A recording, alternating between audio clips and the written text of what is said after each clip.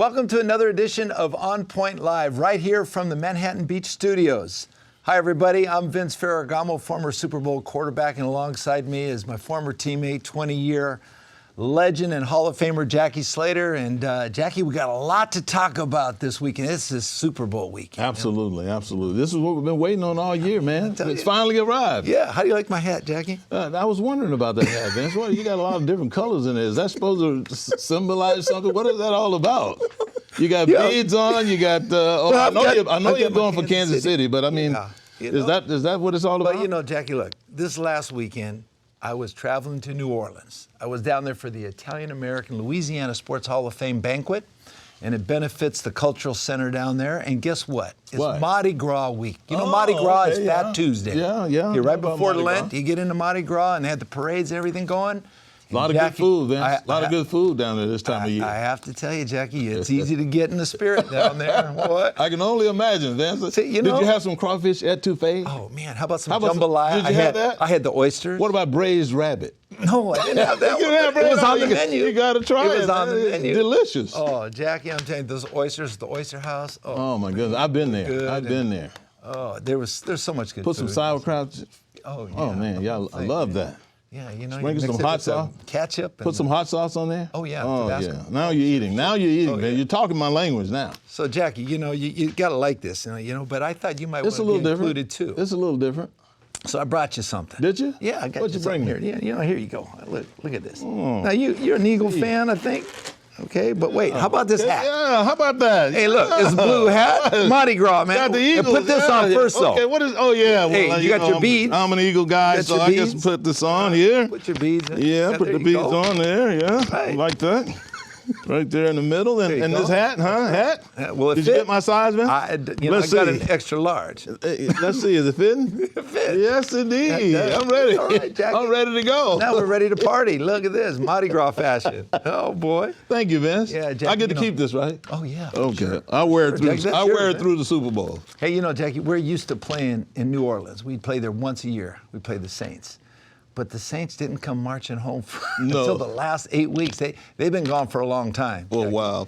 And it was, it was a little disappointing, to be honest with you, because especially for the people in that area. Oh yeah. And then since I was traveling, down to New Orleans, I missed the Pro Bowl game. What'd you think of that? Vince, now you've been in 7 Pro Bowls. You're talking about what in the world? I mean, I can understand, Vince, them taking the physicality out of it, but this is totally unrelated to anything that had ever happened in the Pro Bowl. You're supposed, in my opinion, you take the fiercest competitors, the most productive players, you put them in an environment where they're competing against one another, and I thought that was what drew the fans to this game. But when you think about it, Vince, these guys, the contracts are so big, and nobody wants to really go to the Pro Bowl and risk injury because, look at what happened to Myles Garrett. Myles Garrett. Myles Garrett, toe or something he's one of the best pass rushers, might be the best pure pass rusher off the edge in the National Football League. Yeah. And he goes down there goofing off, and then he gets a toe injury that he's going to have to be nursing the entirety of this offseason, perhaps. Right. And I remember, Vince, I just coached in the NFLPA Bowl game that was up here at the Rose Bowl, and Robert Edwards, you don't remember Robert Edwards, but he was probably going to be the Rookie of the Year one year. He goes to the Pro Bowl, and he's playing flag football in the sand there, severed an artery in his knee. They had to do an emergency surgery to save his life. And he basically never really played after that. Missed out on all the benefits because it was only in his first year. And so for me, I got mixed feelings about this Pro Bowl thing. Yeah, you take some of the brutality of the game away and you try to make it safer, but still, these guys are running and cutting, big men, changing direction and stuff. Any kind of injury could happen down. I don't know what they're going to do to fix it, but I wasn't too crazy about it. What in the world? Where's the integrity of the league for this thing? Because it looked like they were playing keep away most of the time. Absolutely. Running around like flag. I saw some of the highlights, so I didn't really see a lot of the action, but it just doesn't appear. And the interesting thing, Vince, is that these guys are all competitors. So they want to win whatever the competitions are that they're putting together. So they go all out. I saw guys falling and rolling and, breaking their falls and stuff like that. At least when you're playing the game, you have on pads. You know what to expect relative to the rules. Nobody's going to do something that can jeopardize your health. And so you're playing in a controlled environment. And I think that safety now that safety net has been lifted, and some of the things that they're exposed to now it could be, it could hurt your career. Yeah, right. And I think we got to get to see more football action. I mean, football. Why would a defensive lineman or an offensive lineman go to a game where you're going to play 7-on-7? 7-on-7. Nobody's going to throw us the ball. No. Nobody's going to allow us to pass block and snatch a guy in the collar. So I don't know. It's fun. It seems to have been quite a few fans there, Vince, and they seem to have been enjoying themselves, and that's in a way really what it's all about. It's a treat for our fans to get to see the stars of the game, and that's value in that. But I also look at the risk associated with some of the games that they were doing, and I can't see you minimizing it. I just can't see it. Jackie, you would fit right in down there in Louisiana, man, with that hat and those beads. I'll tell you, come on, we can go down there and have a good old time. Yeah, Vince, this hat is too small for my head, by the way. I'm taking this hat off. It's too small. Well, you can give it to Annie or somebody, Hey, let's talk about some real football. What do you think, Jack? Okay, Vinny. Come on, I'll agree with you. I'll take this. You gonna leave your beads on? I think I'll keep my beads. I like the beads, Vince. All right, I like the beads. Good, man. That's good. Well, let's talk some football, Jackie. This is Super Bowl week, right? I mean, this is the first time. Well, actually, since 2000, there has been 6 teams that have been the top seeds that have played against each other. So this is the matchup you want to see. This is Philadelphia and Kansas City. The 2 top seeds made it to the Super Bowl. Right. What did you think? Well, I think that justifiably so they made it because they played the best football all season long. But a year ago when the Super Bowl was here in Los Angeles, there was a young man that was sending guys like myself all over the city doing different appearances and whatnot. And he told me, he said, Jackie, when the Super Bowl was in Los Angeles, there was no less than 55 different vendors that came to me looking for people to be placed in different arenas for, as doing their work. And I said, well, what's the difference between now and what's going on this year? What went on last year? And they said, well, I've only got 3 vendors. So that tells you that there's not the same market. It's in a different location. And so you're not going to get the same kind of results. Now, one of the things that he said to me also was that he felt, and this was 3 weeks ago, he felt that the teams that would draw the biggest audiences to this particular Super Bowl weren't the number 1 seeds. He said that people are kind of a little bit bored with Kansas City, and he said that the Buffalo Bills, their fans travel better than anybody in the country, as well as the Dallas Cowboys. The Pittsburgh Steelers. But as well as the Dallas Cowboys. Yep. So he was looking at a Buffalo Bill, Dallas Cowboy Super Bowl where he felt like this is going to create the excitement that this game deserves. Well, that's true. But you know what? These 2 teams seem to be the 2 best teams in football. No doubt about it. Despite where they're from. For football purists, we're going to enjoy this game perhaps better than we would any other because we know that these teams are unique. They're strategically built to take advantage of their opponents, and it's going to be a game that we watch the strategy of this game play out. Well, you talk about strategy, you're talking about coaches, Jackie, and the coaches are playing a game of chess. Actually, they're trying to figure out their game plans, and they've got everything pretty much wrapped up at this point. But Nick Sirianni has never been in a Super Bowl. This is his first appearance there, and you have Andy Reid's been there 3 times. This will be his 3rd time. That's actually 4th time. He won in Kansas City, lost once with Kansas City, and lost with the Philadelphia Eagles before that. But do you think there's a definite advantage for Andy Reid and the Kansas City Chiefs simply because of their experience of being there before? I think to a point, definitely, there is an advantage for Andy and his staff.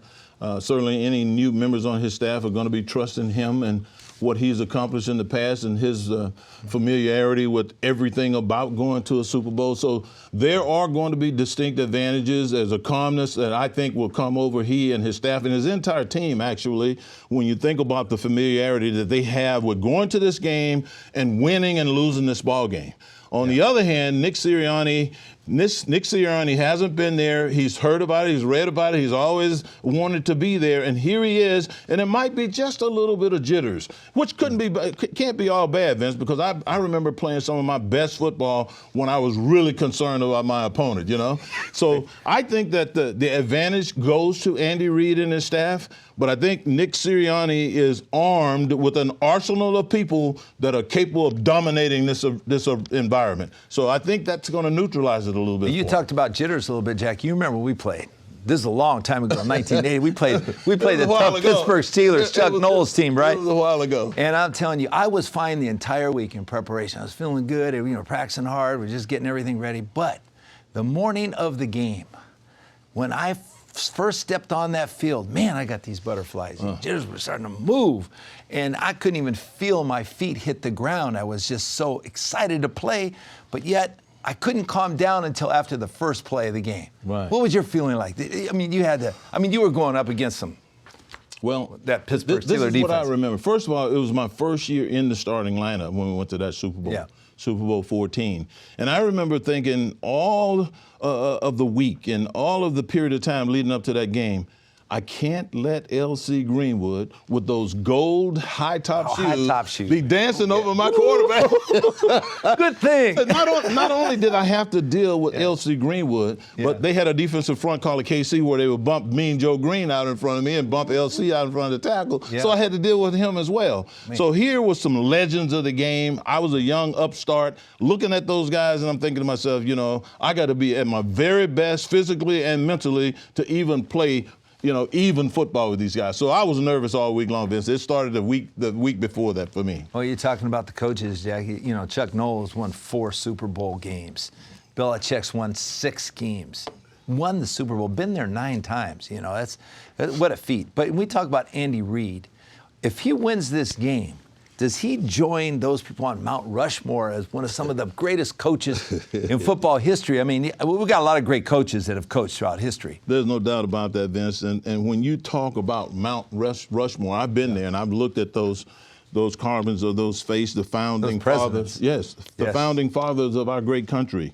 George Washington, Teddy Roosevelt, Abe Lincoln, Thomas Jefferson. It's amazing when you stand there and look and see what a wonderful job that those artists did in replicating their images.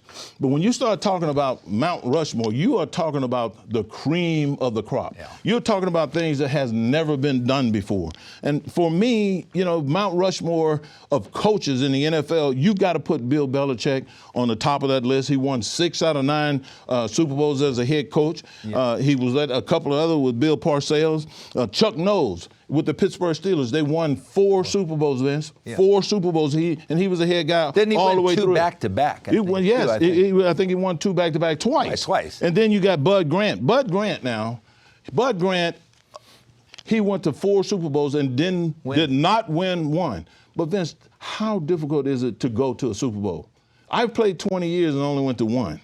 It is not easy. So for me... We talk about Buffalo Bills. Talk about Marv Levy. Marv Levy is another guy that you have to put way up there. I mean, to engineer a group of men, a different group of men, every single year to get them motivated to playing at a level where they go to the Super Bowl, it speaks volumes for the leadership that those men brought to the table. So I don't know that I want to put Andy there. Andy is one of the greats of all times, and this guy is he's all of his experience has come from hard work. He was an offensive lineman. He has a great hard-working background, and so I know he knows what hard work is all about and keeping it simple for the stupid. He's going to keep it simple for the guys who don't handle a lot of volume and give them a chance to play their very best. So he's working his way towards it, but I'm not sure that I'm ready to stick Andy in that upper echelon of coaches. Well, certainly, his attention to detail is a main factor. There's no doubt about it. In preparation for this game, Jackie. But it really boils down to the players.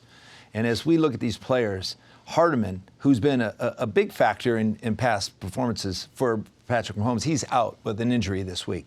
So outside of him, what happens to this team? With Travis Kelce, do they have enough? Does he have enough arsenal, enough weaponry to combat this Philadelphia Eagle defense without him in the lineup? Well, it's funny that you would mention Mecole Hardman because Mecole Hardman has been fairly inconsistent.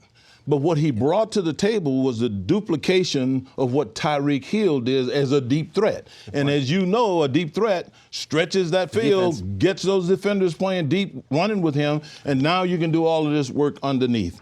But when I look at the arsenal that he has, that Andy Reid has at his disposal from this point on, I mean, there's nothing to turn your nose up. You got Juju Smith-Schuster. You got Travis Kelce. Right. You got Valdez-Scantling, Right. who is an excellent receiver, and then you got Isaiah Pacheco out of the backfield. Not to mention a couple of other tight ends that they have that can make plays. So I think with Andy Reid, he'll establish that person in this game early on who's going to stretch the defense. And once he does that, he's going to get the ball to Kelce. Yep. He's going to get the ball to Pacheco, the people who run precise underneath routes, underneath all that deep coverage, and they're going to make plays. Andy Reid and Eric Bieniemy are not going to disappoint with their play call in this game. There's no doubt in my mind about that. You know, and he's always got a backup plan too, Jackie. And I think, you know, they have so many different personnel groupings that they put in the game. And the 3 tight end system is really a clever system. They have Noah Gray, and they have also Blake Bell. So those 3 tight ends could offset No that doubt about huge defensive line that Philadelphia presents. And as you know, pass protection is a key for any game, especially in this game, Jackie. And Mahomes has only been sacked 1 time, okay, his entire career, 5 times. He's been sacked 5 times, only once. In one game. What do you think's going to happen?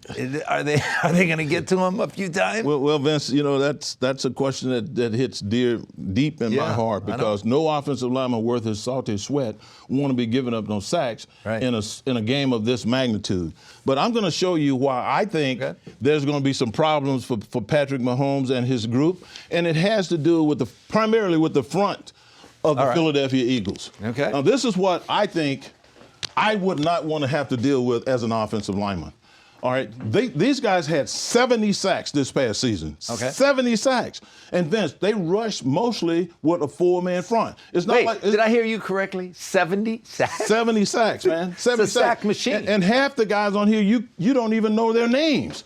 I mean, you got Josh Sweat. He had 11 sacks. Defensive end. Defensive end. You got Hassan Reddick. You saw him put 2 quarterbacks out against Dallas last week, 16 sacks. That's the 49ers. You got a defensive end, defensive tackle combo. So Brandon Graham, he had 11 sacks, and he can beat tackles and guards. He rushes inside and outside. The defensive tackle, Fletcher Cox, we know him as a big run stuffer. How many times has he been in the Pro Bowl? I don't know, but he had 7 sacks. Oh, man. sorry about that. He had that. 7 sacks. Let me get back to this. he had 7 sacks, Fletcher Cox did. And then you never heard of this guy, Javon Hargrave. He had 11 sacks. Okay, now, if that's not enough, Vince, their backups are Robert Quinn, one of the all-time great pass rushers in Rams history, and then Ndamukong Suh. He just won. He went to the Super Bowl for Tampa Bay a couple years ago, and he went to the Super Bowl with the Rams when they what about this guy? And then Linval Joseph. Nobody pushes the pocket. Nobody squashes offensive guards better than Linval Joseph. These guys, wait, hold on. Couldn't these guys be starters on any other They team? could be starters. Absolutely. That's what they are. A year ago, they were all 3 of them were starters. So if anything gives here, you plug one of these guys in and you don't miss a beat. So these 2 guys are going to have a tough job. Vince, I don't want to say it. It's hard for me to say because these guys played the positions that I played. They played offensive tackle. Now, Orlando Brown Jr. here, this guy's allowed, I think, 4 sacks during the course of the season, which isn't bad, but from that blind side, you want a whole lot more production than a blind side protector giving up 4. So that's the left tackle. That's the left tackle. Right. And then Andrew Wiley, God bless him, this guy has allowed 9 sacks. 9 sacks during the course of the season, and unfortunately for Andrew, he's going to be going against this guy, Hassan Reddick, who had 16 sacks and put 2 quarterbacks out when they played Dallas. So for me, this is a challenge right here.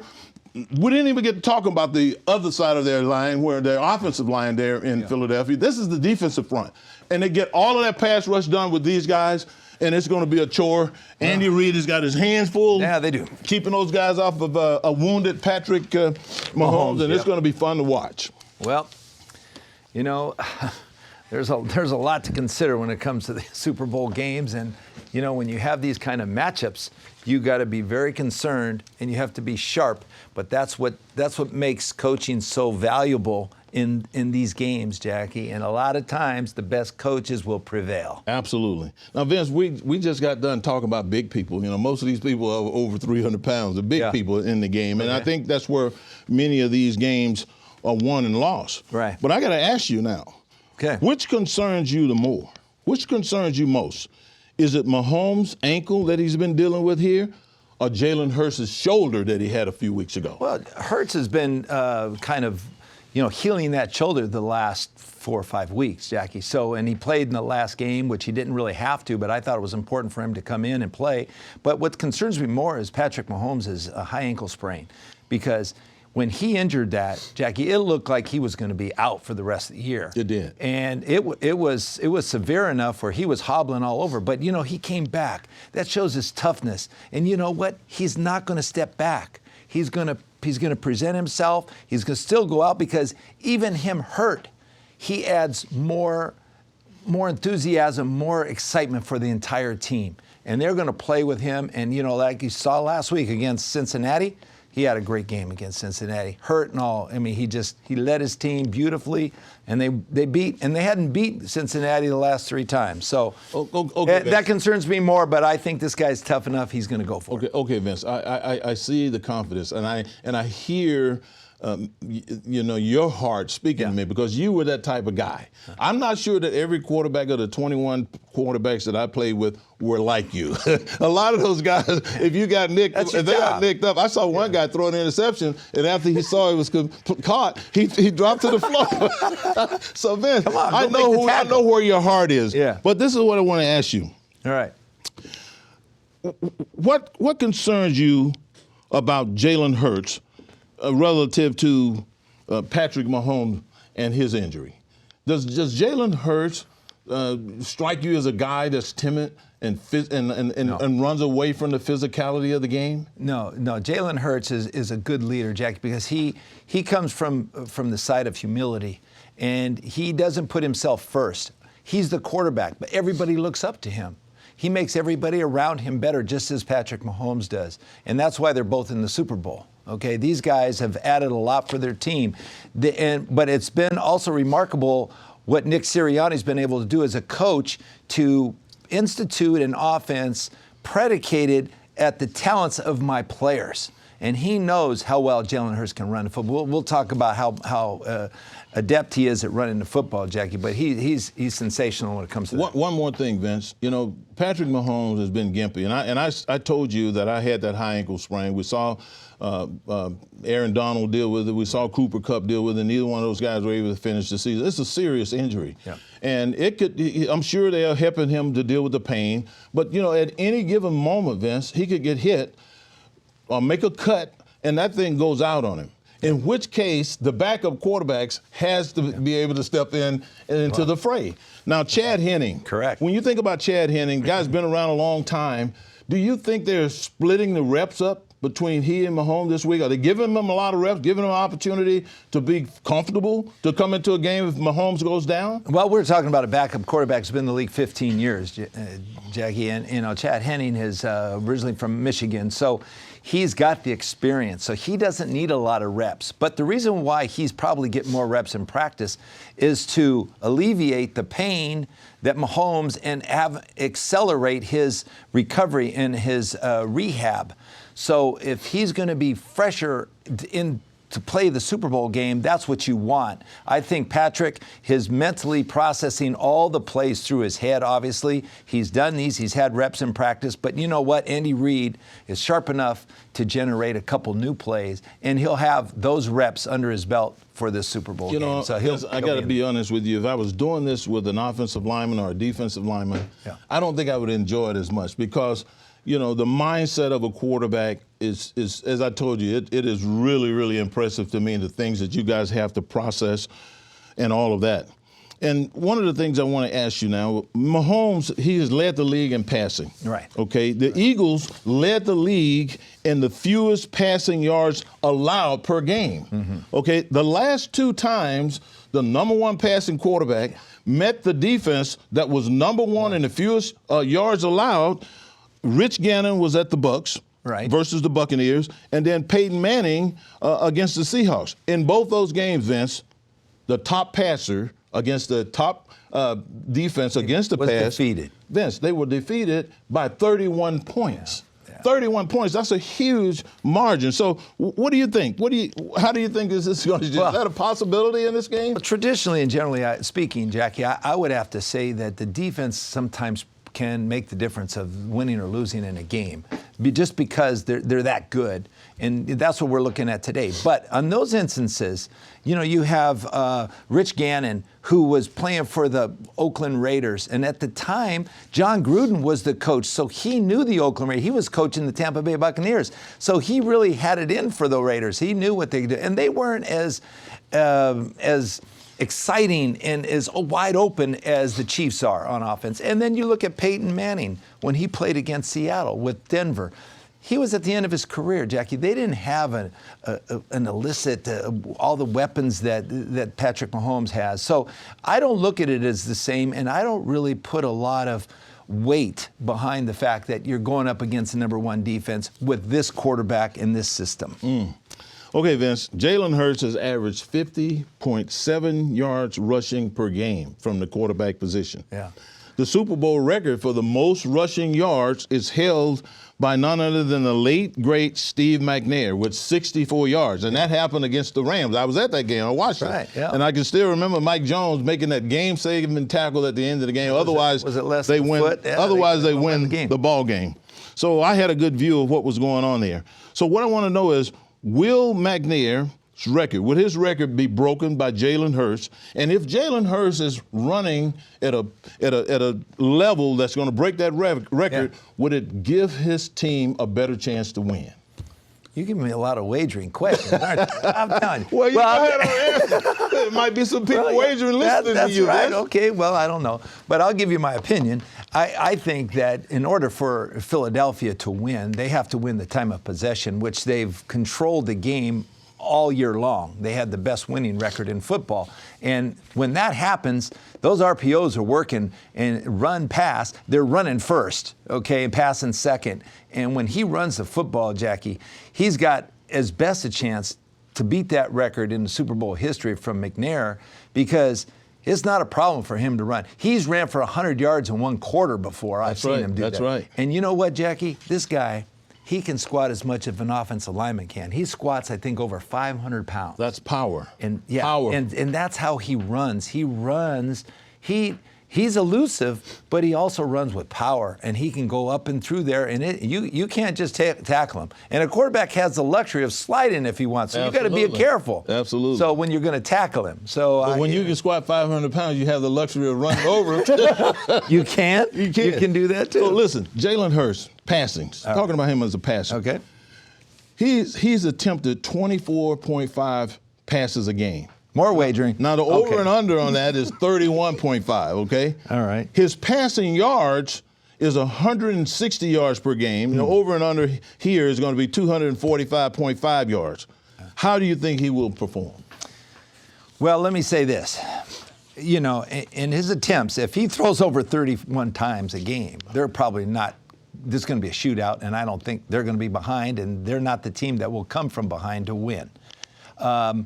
Can he throw for 245 yards when he's used to throwing 160 yards and winning the game? I don't think so. I would have to go under that. And you got Chris Jones over there on defense too, and he's no slouch. So he's going to put some pressure on that quarterback. And again, it's going to come to game planning. But Nick Sirianni knows I'm going to do what I do best.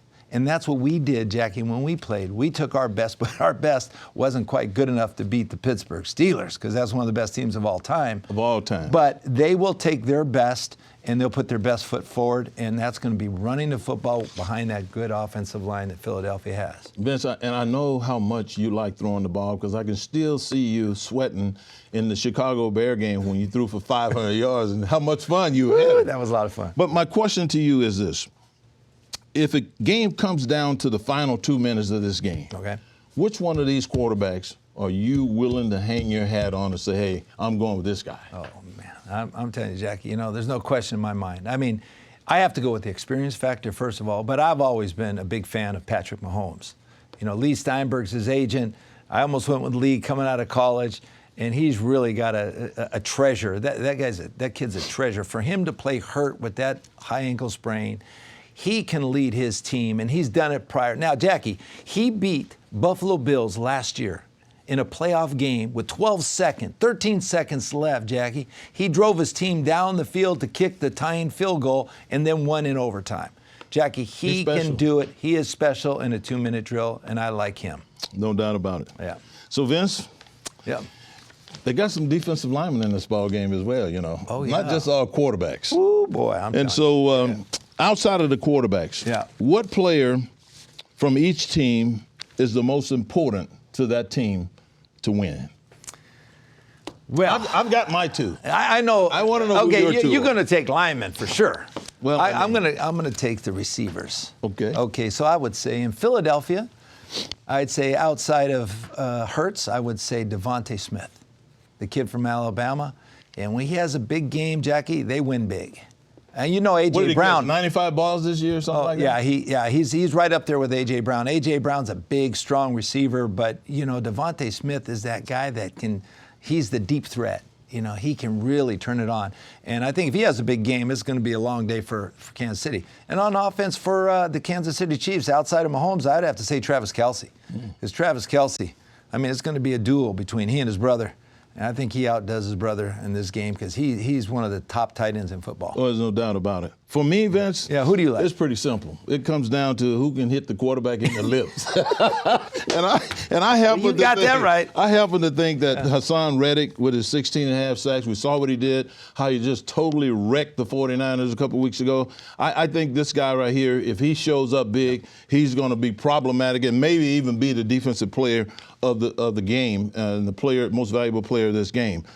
For the Kansas City Chiefs, I'm going to have to go with Chris Jones. Oh, yeah. Chris Jones, we saw what he did last week. Chris Jones, Vince, has the highest rate of being double-teamed on passing down of any defensive tackle in pro football, and that includes Aaron Donald. But he beats the double team, 20.5% of the time, he's double-teamed. And get this, Vince, he has 8 sacks in the fourth quarter. So these guys have been pounding on him with the running game and doubling him on the passing attack all 3 quarters, and then in the fourth quarter, the guy gets more sacks. Let me ask you a question. Is it easier to double-team a big man or a little man? Well, I think it's easier to double-team a bigger guy like him. Because why does he get in more? He gets in more than Aaron Donald. He's discarding people in front of him too soon. He's throwing. Well, you got to show. Hey, Andrew Wiley's got a tough job ahead of him. Then with Andrew Wiley with Riddick now because he's one of the top rushers for Philadelphia. How are they going to stop him? There's no doubt, Vince. And when I think about a game of this magnitude, when I think about put myself in Andrew Wiley's position. He and I played the same position, which was right tackle. Right. And some of the most I was at the Super Bowl when I watched Reggie White beat Max Lane from the Patriots 3 times to set the Super Bowl sack record. And I'm thinking, why don't you do this to help him? Why don't you do that to help him? They did nothing to help the guy, and it was just a very, very long day. So you got to illustrate something. I'm going to show you what I think Andy Reid and Eric Bieniemy and their offensive line coach must do to give them an opportunity to be successful against Riddick. Okay. Well, this guy, I'm going to get on this side. This guy, Vince, is a legitimate pass rusher. He wreaks havoc on anybody's offense. He's been doing it all year. All right. And I'm going to show you what I would want to have happen to give me a chance to have success against him. Okay, so now you're going to the right side. I'm just going to work on the right side. That's all we need to because this is him right here. This is where Riddick is right here. Okay. He's sitting right there. All right. Okay, the first thing that I want to do, if you have to use a tight end, if you're using 21 personnel, I want that tight end to be sitting right here. He can be sitting right there off the ball, or he can be on the ball with me, but I want him at least 1.5 yards away from me. Does he always play on this side of the field? Absolutely. So they're going to be right formation most of the time with the tight end. And that's where this is where this animal is going to be. Right there is where he's going to be. Okay. Now, the reason why I want that tight end there is because I want the coaching staff to tell this guy, I want you to take a release through his outside shoulder. Wherever his outside shoulder is, if it's there, I want you to step with your inside leg, boom, and if he comes towards you, you chip him, and then you get on your route, whatever that route may be. It doesn't matter. Then you get on your route. Or what that does is it funnels him back into me. He can't be out here in space and doing all these different things. He has to come downhill into me, and I'm going to be waiting on him right there and put something right on his lips. Now, the other thing, Vince, I want them to do, because I don't want to put my play callers. You erase that. I don't want to put my play callers in a position, Vince, where they're limiting the way that they can attack the defense down the field. So the next thing I want them to do is, okay, get your 3 wide receivers. Do whatever you need to do. Put the tight end on the other side. But have a back sitting right here I want that back sitting right out there where he can see him. I want him to know that that back is sitting there. And when we break the huddle, I want that back to say, chip, I'm chipping. Now, and I want him to hear it if he can. Okay, so when him sitting right there. So you call it a chip, that's right. When him sitting right there, and what he's thinking right now is, I got to beat this guy maybe inside because I'm not going to make any hay coming up here because this guy's going to help him. Now, all I want this back to do is just run to the outside shoulder before he gets on his route. Okay. Run to the outside shoulder and give me a hit. I do not want him banging this guy, knocking him back inside where he can get different pass rush lanes. So if he stays outside, all he has to do, Vince, is have presence. If he has presence here to this guy's outside shoulder, he's going to say, okay, he's getting helped outside. I can't go out there. Okay. And once again, it funnels the dangerous pass rusher back inside to me. It funnels him back inside to me. If Andy Reid and Eric Bieniemy in their passing attack can figure out how to consistently use these two measures to get in this guy's head, first of all, then they've done a great job in helping Andrew Wiley. Andrew Wiley has given up 9 sacks. Yes. 9 sacks is way too many sacks for a right tackle in the National Football League to be given up, because this guy over here is usually the beast coming off the blind side. The quarterback is looking right at him coming, and he's still giving up 9 sacks. So to me, if they do those two things, Vince, it's going to make a big difference, and I think it'll go a long ways in giving them an opportunity to win this game. You know, Jackie, the way you say that is so important, because that's part of the game plan that they have to institute. No doubt about it. To have success, you know. Well, I can tell you, I'm going to draw a play. Let me draw a play. I'm going to draw a play. I'll tell you what. What I'd like to know from you, Vince, before you start drawing your play. I want to get into some football here. This is what I'd like to know. I could show you those two techniques to help funnel the guy into me. Okay. But what I want to know was Andy Reid and Eric Bieniemy, two of the bright minds, two of the really bright minds in play calling in the National Football League.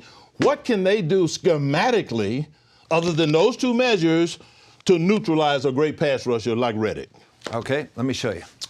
I'm going to show you what they can do, Jackie, and it's a great question, because game planning is so important. Because what you said is they're definitely going to have that as part of their game plan to help Andrew Wiley and protect the quarterback. But what also they have to do is they have to orchestrate enough certain types of plays to alleviate the pass rush, to help offset the pass rush, because Mahomes, remember, he's got an ankle sprain.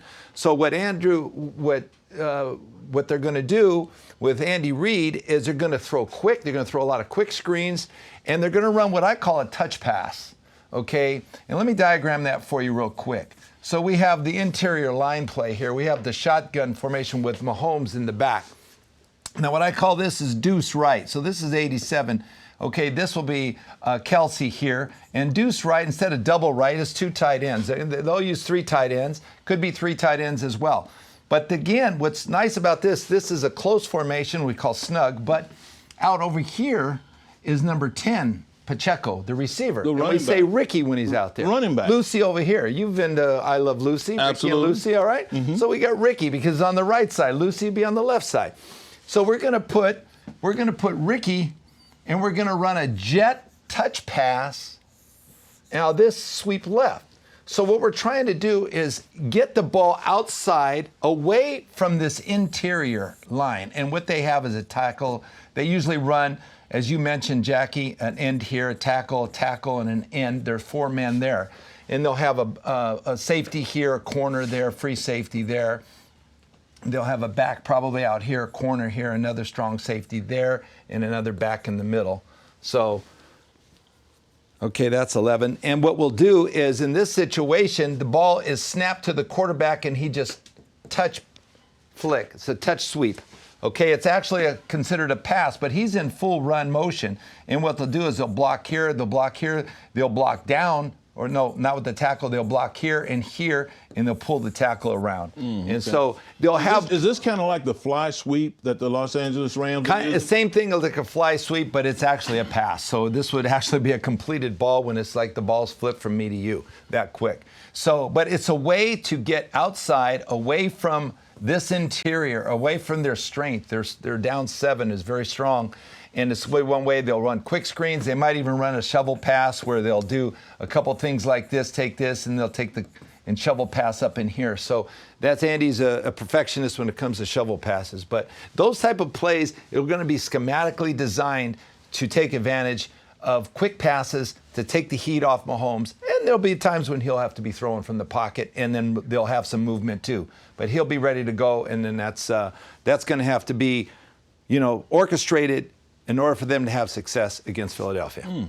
So anyway. Well, whatever help we can give Andrew Riley, whatever yes, we sir. can do. Boy, anybody. Whatever we can do to help Andrew Riley, we're going to have to do it. And there's no doubt about it, because the young man is about to be in perhaps the biggest game. He may never play a game bigger to him if he goes to 5 more Super Bowls with the talent that he's getting ready to have to deal with. And Vince, the interesting thing, we didn't talk about this all that so much, but the interesting thing about all of these sacks, these guys have 70 sacks. That's the 3rd most in the history of the National Football League in a single season. And the really interesting thing about this is that this is not occurring with a blitz. This is occurring with straight 4 guys, straight up 4 guys. Everybody else can focus on coverage, getting where they need to be. Point. That's the reason why they're the #1 defense in the league against the pass, is because they use all their deployable athletes to play pass defense in the area, playing pass defense, covering up receivers, and they can put plenty of heat on you with those 4 guys right there. That's what makes them so special. And Patrick Mahomes, as you mentioned earlier, Jackie, too, he's been very good, very sharp at working against the blitz coverage, and they don't need to blitz. So they're gonna be able to drop back 7 guys and try to get to the quarterback with 4 down linemen coming at the quarterback. So that's what they've done in the past. But you know what, Jackie? When we talk about all these wagerings and all about the Super Bowl and all this excitement that's brewing, I have to show you something that's funny. My wife, years ago in 2015, Matthew Slater was playing for the Patriots, and they had a wager that who would score the first touchdown, right? Matt was on the board. So was he on the board? So Jody looks at it and says, I gotta look at Matthew Slater. He's 60-1 to score a touchdown. I think he's gonna win. So we actually have it right there. We brought it. It's from 2015 in the Super Bowl. I think they won that Super Bowl, Jackie. But what in the world was Jody thinking about? I don't know. The man has caught 1 ball in 15 years. Yeah, well, I think she's gonna frame that and everything else. But that's pretty special. But we have to talk about who's going to score the first touchdown in this game. It's kind of a long shot. It's kind of fun to think about what would happen. But who's your choice? Who would you think? For me, I think Isaiah Pacheco could be the guy. I think Miles Sanders could be the guy. But, if they get down there, if they're doing what I think they're going to do, what Sirianni wants to do, and that's feature those 5 big animals up front of his offensive line, I can see them moving the ball down the field, getting within the 2-yard line and running that mush rush power quarterback sneak, and it would be Jalen Hurts. So Jalen Hurts is the guy that I think is going to score the first touchdown. I'm going to go the other direction. I'm going to go a pass play because, I'm a quarterback, right? I'm going to throw in the ball. And, that's right. You guys want to throw the ball too much sometimes. Who does Mahomes look for primarily first? Kelce. And when he gets in trouble, he's going to look for Kelce. And I think, to start this game off right, they want to put their best foot forward. I think they're going to go with Travis, and I think he'll score that first touchdown. So anyway, it's kind of a long shot, but I thought it'd be kind of fun, to think about that. But it was nice to see what we had reflecting back to Matt Slater, though. That was probably a pretty good deal. But some of these guys are not 60-1 shots. No, they're not, Vince. There's no doubt about it. But, Vince, I have a what in the world. Oh, let me hear this. I do have a what in the world. All right, what you got? I want you to think about this now. All right, okay. And let's be nice. We don't want to offend anybody whatsoever. But think about this, Vince. Okay. The Eagles center, Jason Kelce, is bringing an OBGYN to the Super Bowl, to be with his wife. She's going to be 38 weeks pregnant and could go into labor. Okay. Last season, Rams wide receiver Van Jefferson's wife went into labor during the Super Bowl win over the Bengals. He found out after the game and left immediately. If your wife was giving birth, would you miss the Super Bowl to be with her, or would you tell her good luck and play and play in the game. Now, me and my wife, we have this kind of relationship. If we're out somewhere and it gets kind of ruckusy and things are going on that are unsafe, then we'll say, I'll tell her, I'll meet you at the car. You're on your own. I'll meet you at the car. You're on your own. But listen, Vince, man, come on. But listen, Vince, he had the opportunity to play in a game, a special game for him, and you don't get these opportunities too often. Right. I take my hat off to him for bringing an OBGYN to tend to his wife during this entire time, and then to play in this game for so many players that are dependent on him. Well, I take my hat off to him. It settles your nerves, doesn't it, Jackie, to know you have a doctor right there by close to your wife in case something should happen? Absolutely. I mean, Van Jefferson's wife had a baby during the Super Bowl. That's right. That's right. And if you have this agreement that when the ruckus breaks out, you're going to meet at the house or the car. You know what I told my wife, Jody? When Kara was going to be born on October 3rd, we were playing the Detroit Lions. I says, you could stay home this game because, you don't want to come to the game. You might have to. Or I said, it's going to be a boring game. Come on to the game, but this game's not going to be boring. No, this is a big game. Kelce's not going to want to miss this game. There's no doubt about it. I know, it is true. It is true. Well, you know what, Jackie? Okay, Vince, I got to ask you this question now. Yeah. Who's going to win the MVP of this game? Well, I know who's going to, in my mind, I know who's going to win it and why. But I want to hear your opinion. Well, now it's time for On Point Live, Super Bowl week, pick of the week. This is it. No. Who's going to win the MVP? Who's going to win the game, right? Okay, all right. Okay, all right. I like your question. Okay. All right. So I'll answer first. So who's going to be the MVP? Well, I'm going to go with Kansas City and Patrick Mahomes. That's who I like. Interesting. Who do you like? Who's going to? I'm going. What's your pick? I'm going with Jalen Hurts. It's a quick pick. I think this guy's got a whole lot to prove. I think he's armed with an arsenal of support players that are dominant. And he's got 2 wide receivers that's caught over 85 balls, 90 balls apiece. He's got an offensive line which features 2 tackles that's the best tandem of tackles in the game. He's got a defensive front that can put pressure on you with 4 guys. I mean, this team, in my opinion, is geared to win at every position. But what Jalen Hurts brings to the table is special. There's no doubt about it. And I'm going with Jalen Hurts as the MVP. And obviously, since you brought me this I'm going with the Philadelphia Eagles to win this game. And you want to hear my score? Oh, you got a score? Yes, Are they going to go over 50 points? I think the Eagles are going to beat them 31-25. Whoa, you got it over. 31-25. That's what I think. They're going to win by 1 score. 31-25 is what the score is going to be. Well, what about you, Vince? Who's the MVP in your mind? Well, I said Patrick Mahomes. I think it'll be a closer game. I think it may be decided on the last drive. You asked me a question, what quarterback do you have confidence in, a 2-minute drill or the last drive? I'd go with Mahomes. He'll take him down the field. He's going to take him down the field with 30 seconds left to kick the winning field goal. And I think that's going to be a close game. I think Andy Reid and I like Spagnuolo. I like Steve Spagnuolo. I think they're going to come up with a game. They came up with a game plan last week to beat Cincinnati, which I thought was a great team. I almost expected them to be in the Super Bowl, and they found a way to win. I think they'll find a way to win this one. It's a long shot, but I just have that feeling. I don't know. Well, the one person that I know that is resting comfortably after hearing you say that is Andrew Wiley. Because Come on, Andrew. Andrew Wiley is going to have his hands full like you would not believe trying to block this guy. And I'm telling you, Vince, in the big games, when guys like this, all this athletic ability and all this myriad of moves he's able to lay down, he can make for a long and agonizing day for an offensive tackle. I know I've been there, and I'm hoping that he does well, but I'm not anticipating. It's going to be a long day. It's going to, we'll that's why they'll wait and see, and we're going to wait and see the game, Jackie. Absolutely. But Jackie, it's a lot of fun to always talk football with you, especially this season. We had a great time. And so those are our predictions, and that's what got a little insight from both Jackie and I. But, that's going to do it for us today, Jackie, on this great show. We love it. For Jackie Slater, Vince Ferragamo. Oh, you know what, Jack? You might want to make an appeal. Absolutely, Vince. Appeal to our viewers. We're forgetting our audience. Well, we want to thank you guys for joining. As you can tell, Vince and I really enjoy this. It's a lot of fun for us old guys, and we like bringing you facts that are going to help you make decisions on who you like in the big ball game. So Vince and I, we're enjoying this, and we're going to be doing this for a while. So join us. Come on and give us a comment on our site. Call in. We're going to have that opportunity for you as we go along, and we look forward to visiting with you and getting to know many of you as we go along. So for Jackie Slater, I'm Vince Ferragamo, and all of us here at the Manhattan Beach Studios. Until next week, Stay on point.